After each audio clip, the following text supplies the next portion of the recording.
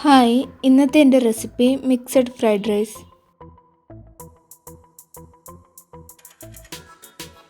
ഇത് തയ്യാറാക്കാൻ ആവശ്യമായ ingredients: carrot, beans, cabbage, capsicum, ginger, garlic, ഉപ്പ്, കുരുമുളക് പൊടി, സോയാ സോസ്, ബട്ടർ. കുക്ക് ചെയ്ത് വെച്ചിരിക്കുന്ന ബസുമതി റൈസ്. ഇത് 2 ഗ്ലാസ് റൈസ് കുക്ക് ചെയ്തതാണ്.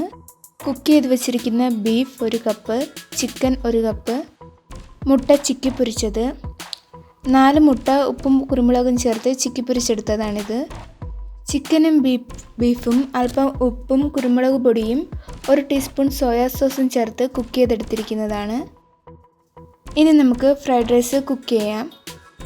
ചൂടായ പാനിലേക്ക് അല്പം ഓയിൽ ഒഴിച്ചു കൊടുക്കുക. വെജിറ്റബിൾ ഓയിലാണ് യൂസ് ചെയ്യേണ്ടത്. ഇനി ഇതിലേക്ക് ചെറുതായി അരിഞ്ഞു വെച്ചിരിക്കുന്ന ഇഞ്ചിയും വെളുത്തുള്ളിയും ചേർത്ത് കൊടുക്കുക. ഒരു ചെറിയ കഷ്ണം ഇഞ്ചിയും 5 അല്ലി വെളുത്തുള്ളിയും അരിഞ്ഞതാണ് ചേർത്ത് കൊടുത്തിരിക്കുന്നത്. ഇനി ഇതിലേക്ക് വളരെ ചെറുതായി ചോപ്പ് ചെയ്തിരിക്കുന്ന ബീൻസ് 1 കപ്പ് ചേർക്കുക. 1 കപ്പ് ക്യാരറ്റ് ഗ്രേറ്റ് ചെയ്ത് കൂടി ചേർക്കുക. 2-3 മിനിറ്റ് ഹൈ ഫ്ലെയിമിൽ നന്നായി വഴറ്റുക.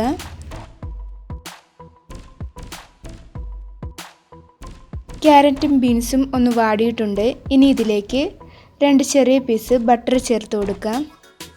ബട്ടർ മെൽറ്റ് ആയതിനു ശേഷം ചോപ്പ് ചെയ്ത് വെച്ചിരിക്കുന്ന ക്യാബേജ് 1 കപ്പ് ചേർക്കുക.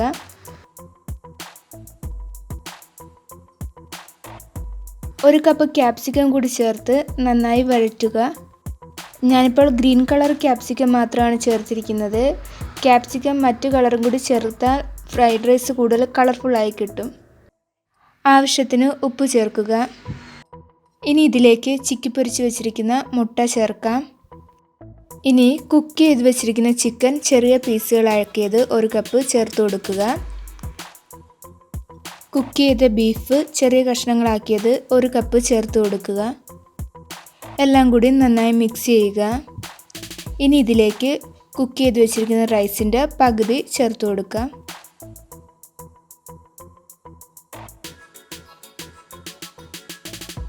റൈസിൻ്റെ മുകളിൽ 1/2 ടീസ്പൂൺ കുരുമുളക് പൊടിയും അല്പം സോയാ സോസും ചേർത്ത് കൊടുക്കാം.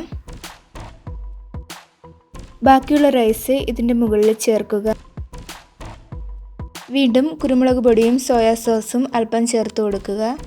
സോയാ സോസ് എപ്പോഴും റൈസിൻ്റെ കൂടെ വേണം ചേർക്കാൻ. വെജിറ്റബിൾസിൽ ചേർത്താൽ അതിൻ്റെ കളറ് ഫെയ്ഡായി പോകും. റൈസിൻ്റെ കൂടെ ചേർക്കുന്നതായിരിക്കും നല്ലത്. നന്നായി മിക്സ് ചെയ്ത് കൊടുക്കുക.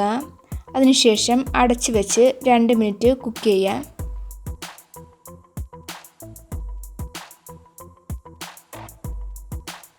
അല്പം വെള്ളം ഇതിൻ്റെ മുകളിൽ കുടയുക.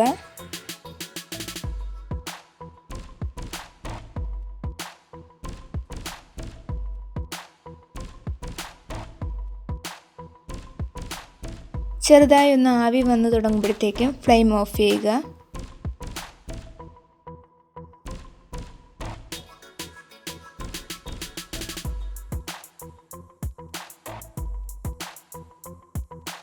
വളരെ ടേസ്റ്റി ആയിട്ടുള്ള മിക്സഡ് ഫ്രൈഡ് റൈസ് റെഡി ആയിട്ടുണ്ട്. എല്ലാവരും ഈ റെസിപ്പി ട്രൈ ചെയ്ത് നോക്കുക. റെസിപ്പി ഇഷ്ടമായെങ്കിൽ ചാനൽ സബ്സ്ക്രൈബ് ചെയ്യുക.